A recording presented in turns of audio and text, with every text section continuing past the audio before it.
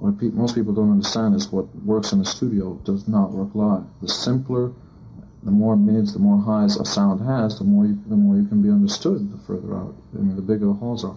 In a club, this room, you can put on all the bass you like because there are plenty of walls and plenty of floors to grab onto the sound. Right. It's the same principle as the Indians listening to the railroad tracks and hearing the train a mile away.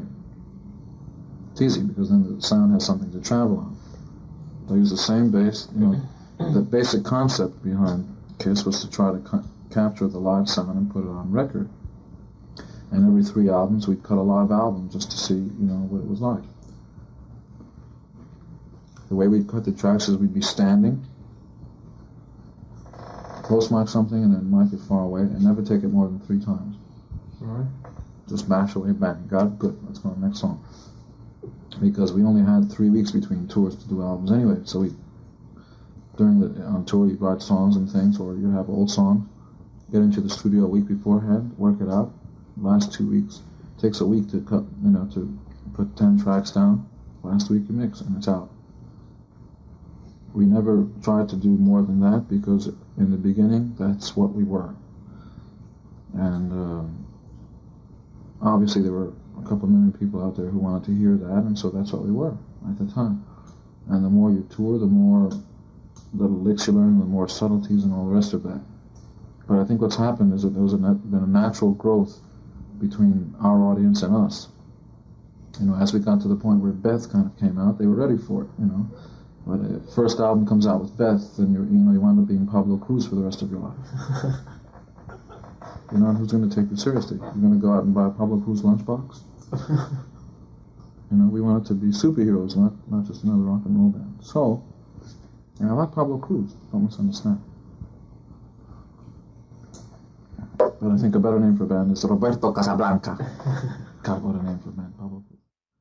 For about 4 years, until one night I threw it to my roadie. I walk off stage and I threw the guitar across the stage. Everybody goes, and that one night he dropped it and the neck broke in half. And I just had a guy whose name is Spectre in Brooklyn build me a copy of it with a longer neck. And it's a combination of all kinds of basses. The neck is a Fender Precision neck with Fender Precision hardware.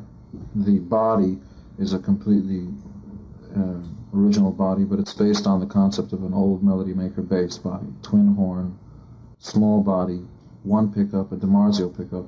Larry DiMarzio and I went to school together, as a matter of fact. At the same time that I was telling him about this great band I was putting together, that we were going to be superstars, he was telling me about these great pickups he was developing. It's going to make him a superstar, and we both said that each other was full of shit. But, we obviously have come to a point where we can both say, hey, we were both right. But what kind of wood is the body? I don't know. I know it's a solid piece of wood, made by Spectre. The neck is a Fender bridge. I'm sorry, the bridge is a Fender bridge, and the protective covering, the bridge guard. Oh, bridge guard, yeah. Bridge guard is a Fender bridge guard, only because I think it's the best metal. But other than that, if you look at it, it looks kind of Gibson-ish, because it's not big, bulky, and black, We got welfare. It's not anything like that. It looks very, there are plenty of pictures around to show what it looks like. But the good thing about that bass is I can put my arms out to the side, and the bass is not going to fall, because it's not neck-heavy. The dumbest thing I can ever think of is to design a guitar and or a bass that's neck-heavy, so that if you're going to perform live, maybe all right for a studio, but if you're performing live and you wave to somebody, your neck goes to the floor. The guitar straps are designed so that we have telephone hookups. The way when a telephone man climbs up to the top of the telephone pole, he's got these hookups, and that's how the straps are hooked onto the guitar. It's a permanent fixture in the guitar. We can just hook in and hook out, so that as you're walking off stage, you don't even touch your guitar. You're just walking off stage. As soon as somebody picks up your guitar, you just unhook and you take your strap with you. And that way you don't have to keep getting in and out of straps and catching your hair in the straps and all that kind of nonsense.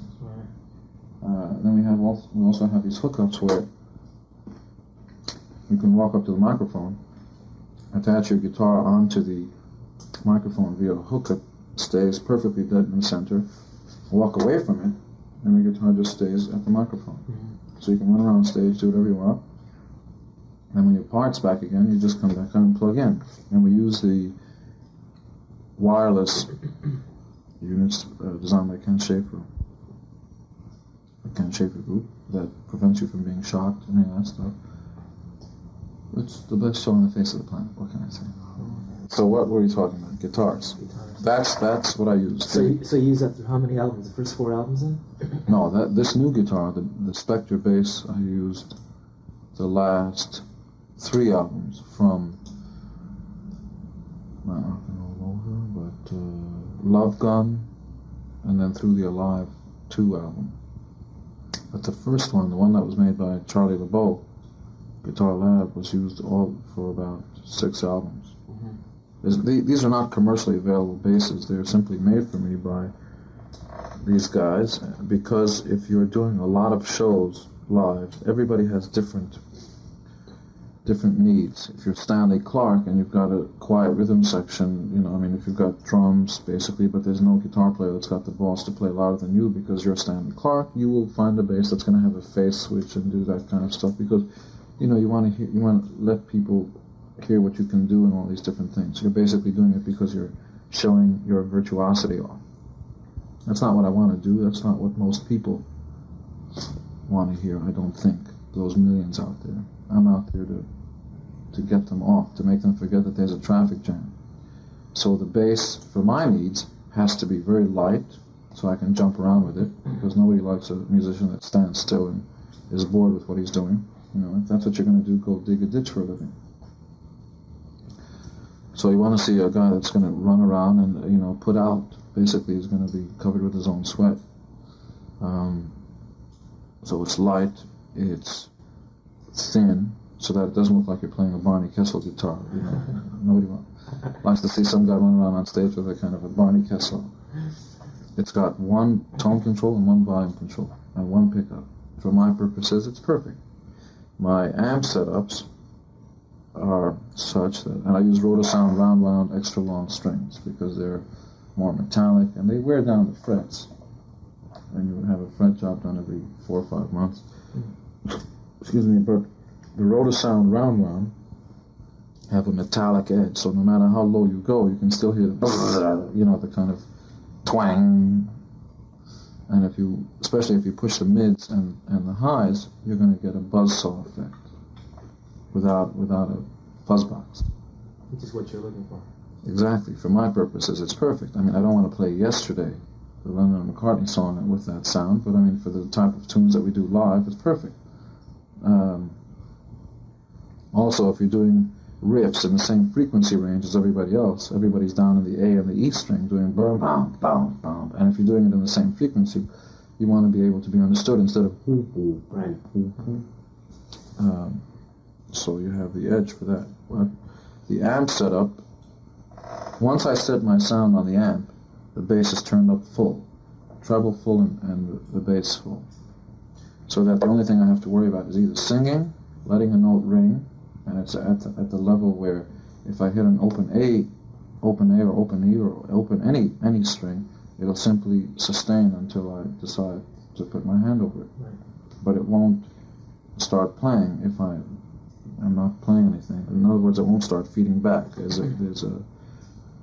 Every hole is different, and you find the place. You get there at sound check, and you find the place where you can't turn up and you can't turn down, and you can't put a touch more treble because then it starts feeding back like crazy. The amp setup is, there are 10 SVT Ampeg 360 RMS tops, making it 3,600 watts of RMS power. The peak has got to be 7,000, I think.